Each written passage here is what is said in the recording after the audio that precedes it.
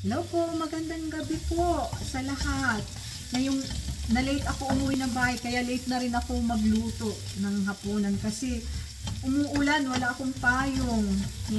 Hinintay ko muna bago tumila yung ulan. Ngayon magluluto po ako ng bihon with canton at saka yung aking gulay. Ayan po. At saka yung aking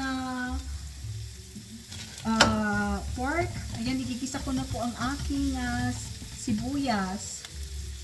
Konting haluan ng tuyo, pampapula. At ihalo na rin po ang hipon at saka pork. Ayan po. Ayan, igisa po natin. Hintayin po natin mag-brown. I-mix na po natin yung gulay. Ayan. Na-mix na po yung gulay. Ayan.